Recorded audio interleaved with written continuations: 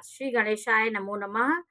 मेरे श्रोतागण, मैं आज आपको कुंडली में, आपकी कुंडली में विष दोष कैसे होता है, विष दोष होने पे आपके जीवन में क्या प्रभाव देता है विष दोष, और राहु के साथ चंद्रमा है तो ये क्या दोष देता है, चंद्रमा के साथ केतु है, सूर्य है और अमावस दोष।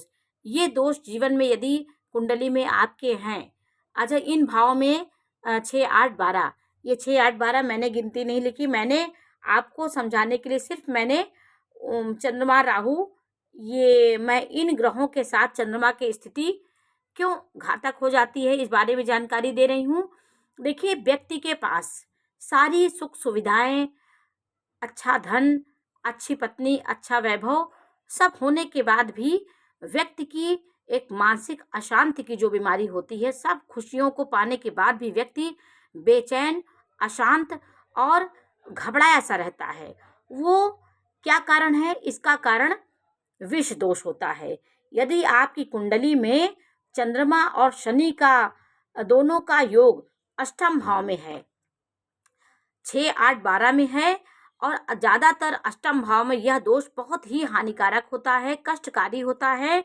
आपके जीवन में आलस्य, आपको आलस्य होता है, नींद नहीं आती है, आपको सब खुशियां पाने के बाद आपका मन बेचैन रहता, खुशियां आपको, आप अंदर से प्रफुल्लित नहीं रहते। राजा के पद पे बैठकर भी आपको अशांति का सामना करना पड़ता है। क्यों? आपका ये योग आपके जीवन में है तो आपका इस प्रकार का स्वभाव होगा, आपके नेचर में इस प्रकार की नकारात्मक सोच हावी हो जाएगी। अच्छा होने के बाद फिर आपकी निगेटिव शक्ति आपके पास आ जाती है। ये शनि और चंद्रमा का दोष है। राहु चंद्रमा भी यही करता है, ये आपके मन को भ्रमित करता है। आप अपनी कल्पना, अपनी शक्ति को पहचान नहीं पाते हैं, कोई निर्णय नहीं ले पाते हैं, समस्याएं आपके साथ निरंतर लगी रहती हैं। किसी भी कार्य करने से पहले आपको एक अनचाहा डर बना रहता है। चंद्रमा सही जगह पे आपको सही मार्गदर्शन नहीं दे पाता है। तो आपको क्या करना चाहिए? ये वास्तु दोष भी हो सकता है।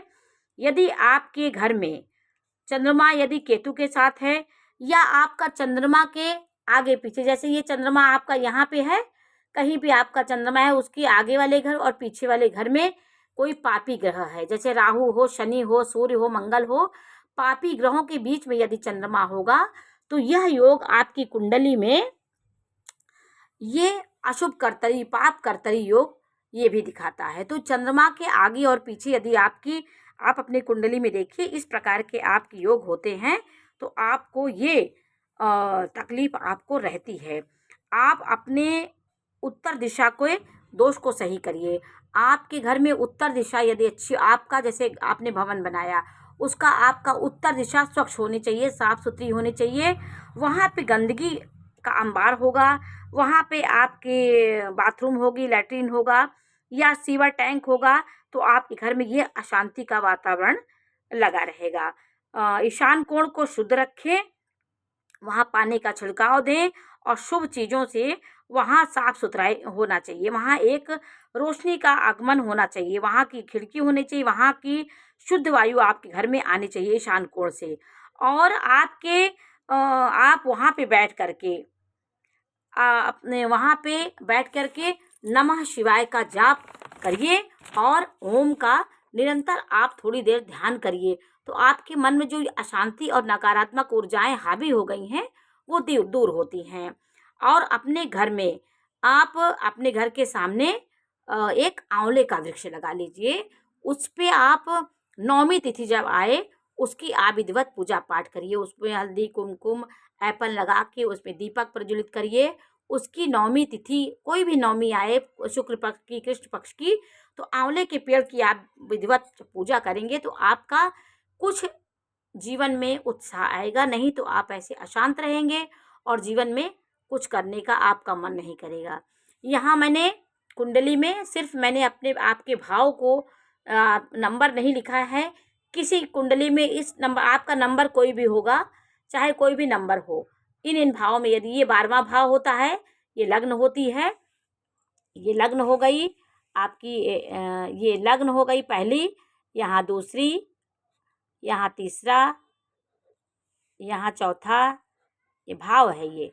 इसी प्रकार आप पांचवा, ये छठवां भाव है, ये सातवां है, ये आठवां है। ये लग्न निर्धारित की जाती है। आपकी कोई भी संख्या यहाँ हो सकती है। मैं काल पुरुष की कुंडली बना के आपको भाव को समझाने के लिए बना रही हूँ। ये 11 हो गया, ये 12 हो गया, ये 12 भाव हो गया। तो इन भाव में इन भाव में आपका हो ये 6, 8, 12 भाव है। इनका नंबर ये 12वां भाव होता है लग्न के पीछे, और ये छठवां, ये 8वां। इन भाव में यह स्थिति घातक होती है। इसलिए आपको अपने ईशान कोण को पवित्र रखना है और आंवले के वृक्ष में आपको दीपक जलाना है। और आप ईशान कोण में बैठ के और स्वच्छ मन से नहा धो करके ओम का जाप करिए। और ओम जूम साह, जो भी आपका मंत्र हो, शिव जी का मंत्र हो, नमः शिवाय, आप मनन, आंतरिक मनन करिए, अपने मन में ही जाप करिए और ओम शब्द का उच्चारण करिए। तो आपके मन में निगेटिव ऊर्जा शांत होगी, निगेटिव शक्तियां बाहर जाएंगी और सकारात्मकता आपके अंदर आएंगी। ये आपको करने के बाद ही आपको कुछ प्रफुल्लता मिलेगी, कुछ शांति मिलेगी, नहीं तो यह दोष व्यक्ति को परेशान करता है। तो आज मैंने आपको विष दोष के बारे में जानकारी दी, और राहु चंद्रमा के साथ ये भी पितृ दोष भी लगा देता है। ये ग्रहण दोष है। राहु के साथ सूर्य होगा, अमावस दोष, चंद्रमा के साथ सूर्य अमावस दोष होगा, केतु होगा। तो ये सब दोष से व्यक्ति मानसिक परेशानी का सामना उसको करना पड़ता है। तो आज मैंने आपको इसकी जानकारी दी। ये जानकारी आपको कैसी लगी हमें अवश्य बताइए। चैनल को लाइक करिए, सब्सक्राइब करिए। मैं इसी प्रकार की जानकारी देती रहूँगी। नमस्कार।